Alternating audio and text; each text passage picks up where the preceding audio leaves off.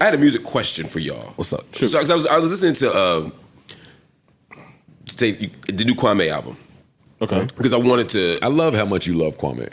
Because I love Kwame. Yeah, I do. And the 12-year-old in me wanted this to be like a 5-mic amazing comeback album. The album's fine. I mean, it's not a bad album, but it sounds like dated. A little bit. And Kwame's an amazing producer. He makes great music. I guess the question is, when older artists make music, what's the blueprint for a successful record?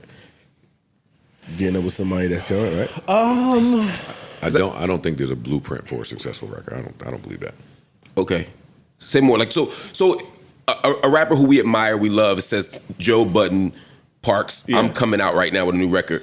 What are some things you're at least thinking about for them to make the record successful? Because you don't want them to sound like the Kids, but you also don't want it to sound like it's 86 again. Hey, I'm not. I don't want to music nerd us out.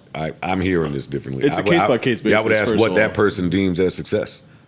Okay. There is no across the board definition of success. I thought LL's last project was a success. I thought that was an amazing album. He sounded his age. He sounded current, but he didn't go far from his roots. That's what I was looking for. Okay. He didn't look to be somebody else. And he connected with his base no matter how old they were. I thought that was successful. Okay. You know, if L came out trying to hit top 20 on the Billboard, even if it hit it, it might be weird. I wouldn't look at that as a success at all. Although it depends. I mean, if he did it can be done, but it could be awkward. If he tried to rap over like modern, I guess. Yeah, if he looked like he was trying to do that. He was trying to be Lil Baby.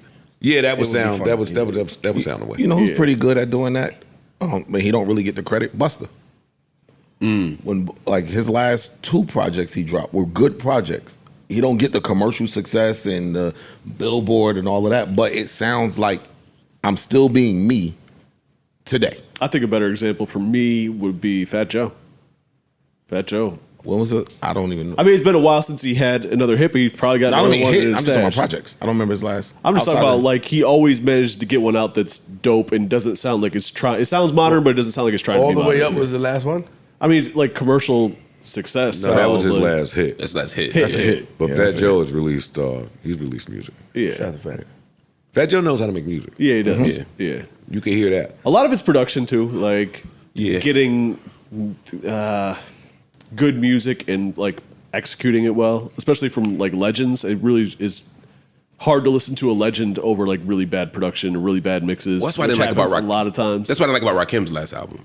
Okay. I was like, the sound was a little dated to me, and it just wasn't great production. I know some of it he did, which is why he put it out. I was like, I wish he had gotten some support on that. Whereas like when Tribe made their final album, it was like a masterpiece, partly because of the lyrics, but also because it's top flight production. With LL, to me, what I loved about LL is not just the raps, is that he wasn't chasing hits, but he did have a modern sound. Like it still sounded like the album came out in 2024. Yeah, right. You know what I mean? Which is different than some people who don't split the difference well. And the last Wu album was like that.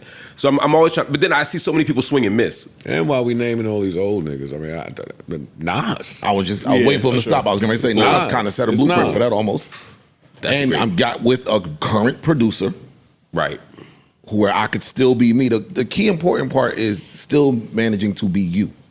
Like sometimes you hear people trying to be like it's just said, if he's trying to be Lil Baby, it ain't going to resonate right. It also depends on how distinctive of a sound they have, because we got a new Mobb Deep record today, and it sounds like a Mobb Deep record. You know what I'm saying? Like, if you have that distinctive a sound, just give us your sound. Like this sounds like a Mobb Deep or Prodigy record. You know what I mean? Like it doesn't sound like it's weird. It don't sound like you're trying to be something you're not. Right. So if you have that distinctive sound, I think just staying with that kind of distinctive sound is important. But I don't think there's anything wrong with them going into camps with the younger artists, but and still keeping their sound, but seeing how they could be able to adapt to. If you can do it successfully. Yeah. New Joe Budden.